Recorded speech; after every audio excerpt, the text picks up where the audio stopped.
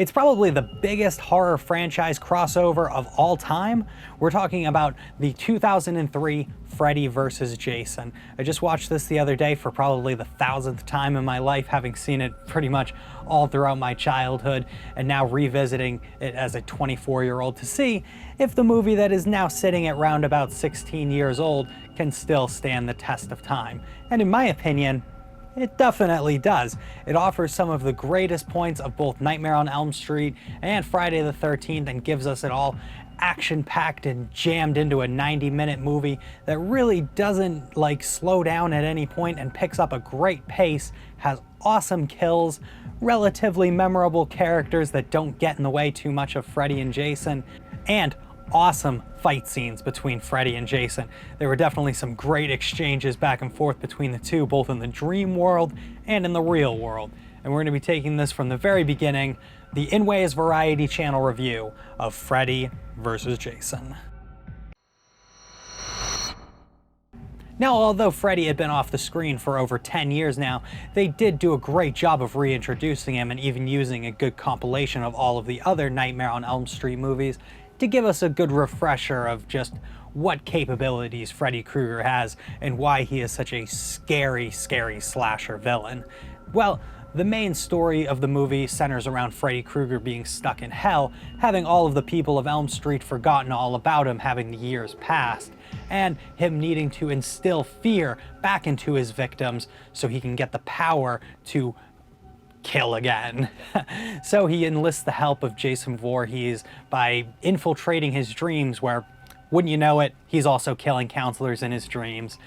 Freddy disguises himself as his mother, tells him to go to Elm Street, tells him to live again, and he goes to wreak havoc on the unsuspecting victims of Elm Street. Fast forward, we get our victims, and the intro to most of them. Most of the characters are relatively forgettable. The only victim that you really want to pay attention to is Laurie here, because she's the one with the personal connections with Freddy that end up getting more fleshed out throughout the movie. As it stands right now, she's grieving from the death of her mother, who supposedly died in a car accident, but we later find out that it is more complicated than that. She's over at her friend's house for a party. There, everyone's getting the introduction, a lot of these shitty characters, your typical Friday the 13th piece of shit, sex-fueled, drug-fueled characters. Our first kill comes from Jason Voorhees, who infiltrates the house all covertly and 8 foot tall and 500 poundsy, and he manages to stab the shit out of the dude and fold the bed up into a pretzel before sneaking out with anybody noticing him. Really impressive stuff on Jason Voorhees' part, especially with his giant-ass combat boots. But anyway, once everyone discovers the first kill, everyone goes crazy. Cops arrive, there's a big investigation, and the main primary suspect is Freddy Krueger. Having had most of the children forgotten about him, nobody really knows about Freddy Krueger except for the older folks, the police officers who had previously dealt with him and were responsible for banishing Freddy in the first place, and the people that were confident that erasing Freddy from everyone's memories was the best way of keeping him from coming back. Little did they know that Freddy had a plan to enlist Jason as a way of instilling fear back into the people of Elm Street, and it wasn't long before everyone was turned into a big frenzy. Fast forward, we get a high school party in the cornfields because of course we do, and Jason is looking to wreak havoc on the unsuspecting partygoers, while Freddy Krueger is looking to infiltrate people's dreams one by one in the hopes of instilling fear into their hearts once again. He manages to do this with one of the girls who is grieving over the death of the guy who Jason had just previously killed in the scene that I had just mentioned. And she manages to get into the boiler room, and there's this big scene where Freddy is chasing her down, and he's just about to get his first satisfying return kill until Jason decides to blue ball that from him by stabbing the shit out of her sleeping body along with the guy who is on top of her groping her, and manages to kill a whole bunch of other people during this party, much to Freddy's dismay. Freddy's envious of Jason because he can't keep anybody in the dream world long enough to kill them, thus keeping him utterly powerless to gain any havoc over the people of Elm Street. He realizes at this point that he must shift his focus from the people of Elm Street to Jason Voorhees himself. And instead, we get a Freddy Krueger, Jason Voorhees dream sequence, which is brought on by Freddy Krueger taking over one of the bodies of one of the victims and end up taking these like weird experimental drugs and shooting up Jason with them, causing him to pass out tranquilized on the ground.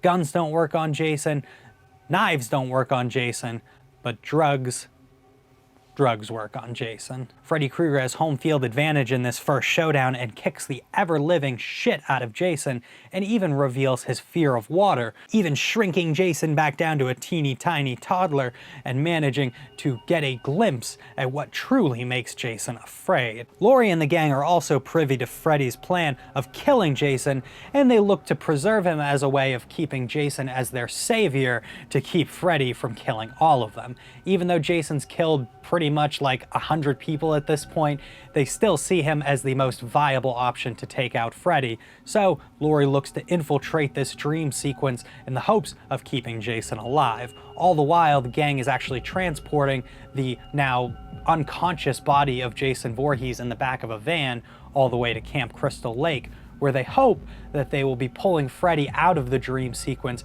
to have a real one-on-one battle in the natural world with Jason Voorhees, where they hope Jason will kick the shit out of them and, I don't know, I guess not kill them before they can manage to escape and get on with their lives. Things don't quite work out the way that they had hoped though, as once they arrive at Camp Crystal Lake, Laurie does successfully pull Freddy Krueger out of the dream world, and the two do end up clashing in a great real-world one-on-one battle. But unfortunately, pretty much everyone else ends up getting killed in the crossfire along the way. By the way, although most of the characters in Freddy vs. Jason are forgettable, their kills are definitely not, as there is some pretty awesome stuff throughout the movie with a lot of great kills. Once we do get the one-on-one face-off in the real world between Freddy Krueger and Jason Voorhees, it is a bloodbath like no other. They're slicing each other's limbs off, they're cutting each other up, Freddy's putting his blades in Jason's fucking eyes. It's really nasty and it's really sweet. It's awesome. They go hard with the effects and they do justice to both characters. It's not like, you know, New Line took Freddy Krueger, their original child, and made him shine way brighter than Jason Voorhees, and it's not like they even really kissed ass to Jason Voorhees as their new acquisition. It was kind of a great like 50-50 booking, if I'm to make a wrestling reference here, and it was really good treatment of both characters and made them look as iconic and legendary as ever. And like I said, an hour-and-a-half movie, you can't go wrong. Nice, quick sequences, all of the scenes are very, very effective, and these fight scenes feel like they pretty much take up most of the movie, which is good because it's kind of what you're hoping for, right? These supernatural beings one-on-one with one another, using their iconic gimmicks against one another, trying to kill one another. And unfortunately it doesn't work out because both of them are pretty much immortal and can't be killed, so there's just a whole lot of hacking and slashing and blood and guts and a whole lot of shit and a whole lot of, oh, thought they were dead, one more scare, oh, one more scare, oh, and there's another. Finally, by the end of it, Jason ends up getting stabbed with his own machete, then Freddy ends up getting impaled with his own arm, which is severed off, and then the glove is jammed right through his chest, and then he has his head cut off by Laurie. Poetic justice. By the end of the movie, Jason is seen walking out of the lake holding Freddy's severed head as if he is the victor. There's one last pan to Freddy Krueger, who gives one smile to the camera, and then it ends. We've set up a sequel later on down the line that would have been discussed by a lot of different people, but unfortunately it doesn't look like it'll ever happen, as it's been about 16 years now since Freddy vs. Jason, and you can't imagine Robert Englund would be up for reprising the role anytime soon. But it is 2019 and we're in the land of reboots, so who knows? Let me know if you would like to see a Freddy vs. Jason reboot sometime down the line in the comments below. I personally thought it did a great justice to both franchises and wrapped them up in a neat tiny bow and really had everything satisfied with both characters by the end of it. I don't need to see another Freddy vs. Jason. This was a great movie. There was talks about having like a Freddy vs. Jason versus Hellraiser, or like Freddy vs. Jason versus Ash, but it never happened. There's some comic book versions, some with like Predator too.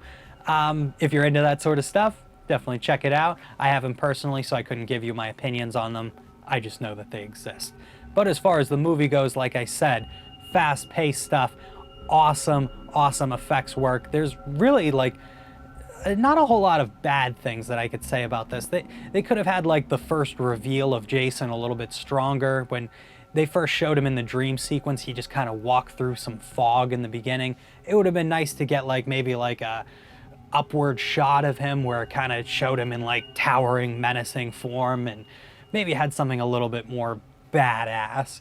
But aside from that, not really a whole lot of other issues. There were a few makeup consistencies that I noticed with Jason, like he has this like kind of blacked out charred face throughout the movie, but when they would do a couple close-ups in the mask, he would kind of have like normal skin around his eye. Little inconsistency, little nitpicky, still an awesome movie nonetheless. If I had to rate it on the spooky ghost scale, I would probably give it 4.5 spooky ghosts out of 5. It could have maybe been a little bit better, but honestly, for what we were looking for from this franchise, it was awesome. And considering we hadn't gotten a Nightmare on Elm Street for almost 10 years previously, and not a viable Friday the 13th movie for quite some years as well, this was a great ending to both the Friday the 13th and Nightmare on Elm Street series. Let me know what you thought about Freddy vs. Jason in the comments below, and any other movies that you would like to see reviewed here on the Inways Variety channel, definitely let me know about it. Anyways, there's my review of Freddy vs. Jason. Let me know your thoughts on the movie in the comments below. Hope you enjoyed the review and can give me a like down below. And if you want more from the Inways Variety channel, make sure you are subscribed down below. Brian Mullaney, Inways Variety channel. Thank you for watching. Later.